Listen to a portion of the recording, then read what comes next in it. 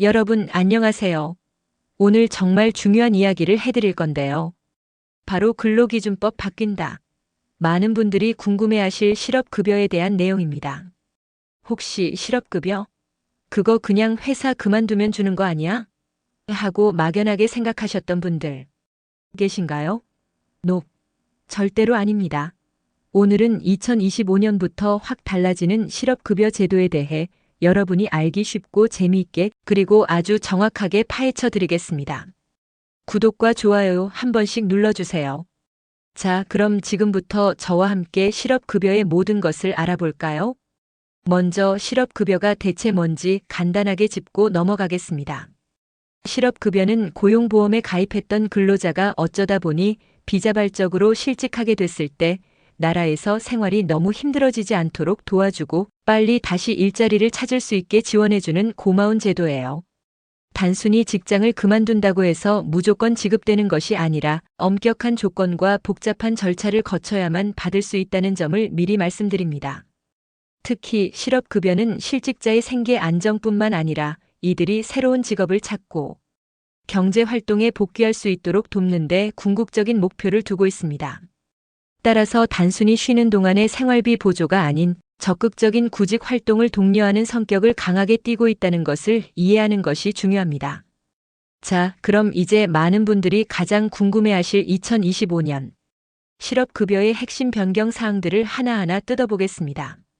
첫 번째는 바로 최저임금 인상과 실업급여 하한액 조정 소식입니다.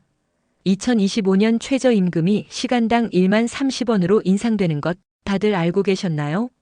이는 대한민국의 모든 근로자들에게 영향을 미치는 중요한 변화인데 실업급여 제도 역시 이 최저임금 인상에 발맞춰 하한액이 덩달아 올라갑니다. 와우! 최저임금은 근로자의 최소한의 생활을 보장하기 위한 중요한 기준인 만큼 실업급여 하한액 조정은 실직자들에게 더 큰 생활 안정감을 제공할 것으로 기대됩니다. 구체적으로 말씀드리면 2025년 실업급여 하한액은 하루에 무려 6만 4,192원, 한 달로 따지면 약 192만 5,760원으로 훅 상향 조정됩니다. 이는 최저임금 인상과 더불어 계속되는 물가 상승으로 인해 실직자분들의 경제적 부담이 가중되는 현실을 반영한 아주 반가운 소식이죠.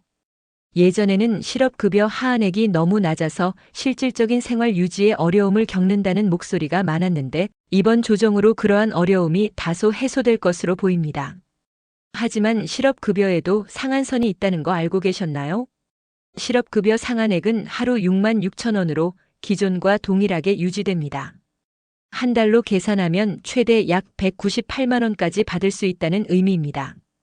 이 상한액은 고액 연봉자들의 실업급여가 과도하게 지급되는 것을 방지하고 제도의 지속 가능성을 확보하기 위한 장치로 이해할 수 있습니다. 이 정도면 실직 기간 동안 기본적인 생활을 유지하면서 재취업을 준비하는 데 큰 도움이 될 것입니다. 다음으로 살펴볼 아주 중요한 변경 사항은 바로 지급기간 확대입니다. 예전에는 실업급여를 최대 270일까지 받을 수 있었는데요. 2025년부터는 무려 최대 300일까지 연장될 수 있습니다. 와, 거의 한 달 가까이 더 받을 수 있게 되는 거죠. 실직 기간이 길어질수록 경제적, 심리적 어려움이 커진다는 점을 고려할 때 이 지급 기간 확대는 실직자들에게는 정말 단비 같은 소식이 아닐 수 없습니다. 특히 고령층이나 장애인 등 취업 취약계층의 경우 재취업에 더 많은 시간이 소요될 수 있는데 이러한 분들에게 더욱 큰 도움이 될 것으로 기대됩니다. 물론 이 기간은 여러분의 나이, 고용보험 가입 기간, 그리고 구직 활동을 얼마나 열심히 하느냐에 따라 달라질 수 있으니 자세한 내용은 꼭 고용센터에 문의해 보셔야 합니다. 각 개인의 상황과 재취업 노력에 따라 유연하게 적용되는 것이죠. 하지만 마냥 좋은 소식만 있는 건 아닙니다. 이번엔 조금은 뼈아픈 소식인데요. 바로 반복수급자 감액 제도입니다. 혹시 나 실업급여 좀 받아봤는데? 하시는 분들 주목해 주세요. 최근 5년 이내에 실업급여를 3회 이상 받으신 분들은 이제부터 지급액이 단계적으로 줄어들게 됩니다. 정확히 말씀드리면 3회째 수급부터는 지급액의 10%가 감액되고요. 4회째는 25%, 5회째는 40%, 그리고 6회 이상 수급하시는 분들은 무려 최대 50%까지 감액될 수 있습니다. 어마어마하죠? 이는 실업급여가 재취업을 위한 발판이지 생활비 보조수단이나 상습적으로 이용하는 제도가 아니라는 점을 분명히 하는 제도라고 볼 수 있습니다. 제도의 본래 취지를 살리고 진정으로 재취업 의지가 있는 분들에게 혜택이 돌아가도록 하기 위한 장치인 셈이죠. 반복 수급자분들은 더욱 적극적으로 재취업 활동에 나서셔야겠습니다. 단순히 구직 활동만 하는 것이 아니라 직업훈련 참여나 취업, 컨설팅 등 실질적인 재취업 노력을 병행하는 것이 중요해질 것입니다. 이와 함께 수급자 유형 간소화 및 실업 인정 방식 변경도 눈여겨봐야 합니다. 반복 수급자들은 이제 모든 실업 인정일에 고용센터에 직접 출석해야 합니다. 예전처럼 온라인으로 뚝딱 하고 끝낼 수 없다는 말이죠.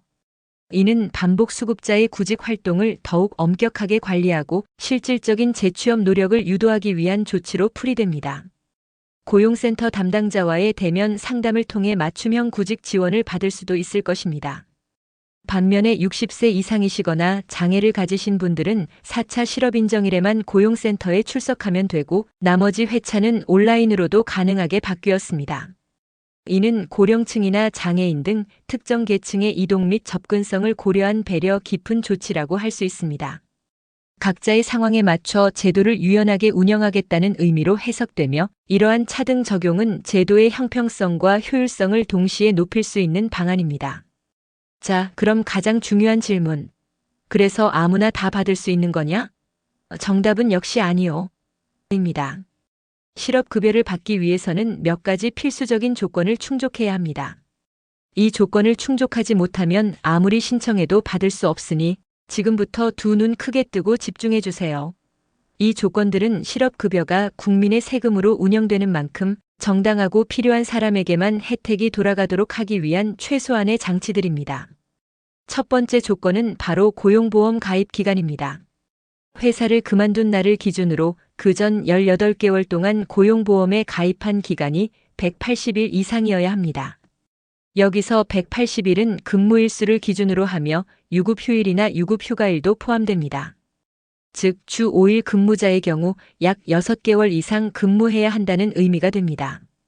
혹시 단시간 근로자이셨다면 24개월 내 180일 이상이어야 하니 본인의 경우에 맞춰 고용보험 가입 이력을 꼼꼼히 확인해 보세요. 이 조건은 고용보험 기여 기간이 충분한 근로자에게 혜택을 주기 위함입니다. 두 번째 조건은 이직 사유입니다. 아까 제가 비자발적인 실직이라고 말씀드렸죠? 권고사직, 회사 사정으로 인한 계약 만료, 정리해고, 폐업 등 본인의 의지와 상관없이 회사를 그만두게 된 경우여야만 합니다. 예를 들어 회사의 경영 악화로 인한 인원 감축이나 근로계약 기간 만료 후 재계약, 거부 또는 회사의 이전으로 인한 통근 곤란 등 합당한 사유가 있어야 합니다. 아, 나 이 회사 너무 싫어서 때려치울래 하고 자발적으로 퇴사하는 경우에는 원칙적으로 실업급여를 받을 수 없습니다. 하지만 여기서 예외도 있습니다. 임금 체불이 심각했거나 월 임금의 30% 이상이 2개월 이상 체불된 경우, 회사의 근무 환경이 현저히 악화되어 도저히 근무를 계속할 수 없는 상황이었다거나 직장 내 괴롭힘, 성희롱 등 건강이 너무 안 좋아져서 더 이상 일을 할 수 없는 상황이었다거나 하는 특별한 경우에는 자발적 퇴사라도 실업급여를 받을 수 있는 길이 열려 있으니 본인의 상황이 여기에 해당한다면 꼭 고용센터에 문의하여 자세한 상담을 받아보세요. 이러한 예외 규정은 근로자의 정당한 권리를 보호하기 위한 것입니다. 마지막 세 번째 조건은 바로 취업 의사 및 능력입니다. 실업급여는 말 그대로 실업 상태인 분들에게 주는 급여잖아요. 그렇기 때문에 나는 지금이라도 당장 일할 의지와 능력이 충분하다 라는 것을 보여줘야 합니다. 그냥 쉬고 싶은데 돈 받으려고 신청하는 건 안 된다는 거죠. 취업 의사가 있다는 것을 증명하기 위해서는 적극적인 구직 활동이 필수적입니다. 실업 인정일마다 구직 활동 내역을 꼼꼼하게 제출해야 하는데요. 온라인으로 회사에 이력서를 제출한 것도 좋고 직접 회사에 방문해서 면접을 본 것도 좋고 박람회에 참여한 것도 좋으니 적극적으로 구직 활동을 했다는 증거를 남겨두는 게 중요합니다. 단순한 서류 제출을 넘어 면접 참여나 직업훈련 수강 등 실질적인 노력이 요구됩니다. 만약 구직 활동을 성실히 이행하지 않으면 실업급여 지급이 중단될 수 있으니 이 점을 명심하고 꾸준히 노력해야 합니다. 이렇게 세 가지 조건을 모두 충족했다면 이제 실업급여 신청 방법을 알아봐야겠죠? 실업급여 신청은 크게 고용센터 방문, 구직 신청, 취업 설명회 참석, 그리고 마지막으로 수급 자격 인정 통지까지 여러 단계를 거쳐야 합니다. 에이, 복잡해. 라고 생각하실 수도 있지만 여러분의 소중한 권리이자 재취업을 위한 발판이니 고용노동부에서 제시하는 절차와 서류를 꼼꼼히 챙겨서 접수해 주시면 됩니다. 먼저 회사를 그만둔 후 퇴직일 다음 날부터 12개월 이내에 거주지 관할 고용센터를 방문하여 실업급여 수급 자격 신청서를 제출해야 합니다. 이후 고용센터에서 진행하는 취업 설명회에 참석하고 워크넷에 구직 등록을 마쳐야 합니다. 이 모든 절차를 완료하면 고용센터에서 수급 자격 인정 여부를 심사하고 인정 통지가 되면 실업급여를 받을 수 있게 됩니다. 요즘은 온라인으로도 많은 정보와 절차를 확인할 수 있으니 미리미리 고용보험 홈페이지나 워크넷을 통해 준비해 두시는 게 좋아요. 필요 서류는 신분증, 이직 확인서, 급여 명세서 등이 될 수 있으니 미리미리 준비해 두시면 좋습니다. 여러분, 이 모든 변경 사항들을 들으시면서 어떤 생각이 드셨나요? 신청만 하면 다 준다. 는 말은 오해였다는 것을 이제는 명확히 아시겠죠? 2025년부터 달라지는 실업급여 제도는 단순히 돈을 퍼주는 제도가 아니라 근로의사와 능력이 있음에도 불구하고 일자리를 찾지 못한 분들의 생활 안정을 돕고 더 나아가 다시 사회로 복귀할 수 있도록 적극적인 구직 활동을 지원하는 데 그 목적이 있습니다. 실업급여는 여러분이 실직이라는 어려운 상황에 처했을 때 잠시 숨을 고르고 미래를 준비할 수 있도록 돕는 사회 안전망의 중요한 축입니다. 따라서 이 제도를 올바르게 이해하고 현명하게 활용하는 것이 중요합니다. 단순히 지급에게만 관심을 갖기보다는 재취업을 위한 다양한 프로그램 참여나 직업훈련 기회를 적극적으로 모색하여 자신의 역량을 강화하는 계기로 삼아야 합니다.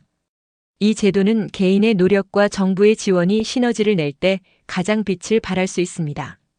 그러니까 실업급여는 여러분의 재도약을 위한 소중한 기회이자 버팀목이라는 점 꼭 기억해 주세요. 오늘 제가 준비한 2025년 실업급여 변경 사항에 대한 이야기는 여기까지입니다. 궁금증이 조금이나마 풀리셨기를 바라면서 혹시 더 궁금한 점이 있으시다면 언제든지 고용센터에 문의하시거나 고용보험 홈페이지, 워크넷 등 정부 공식 사이트에서 자세한 정보를 찾아보시길 바랍니다. 정부는 실업급여 제도를 통해 실직자들이 경제적 어려움 없이 재취업에 성공할 수 있도록 다각적인 노력을 기울이고 있습니다.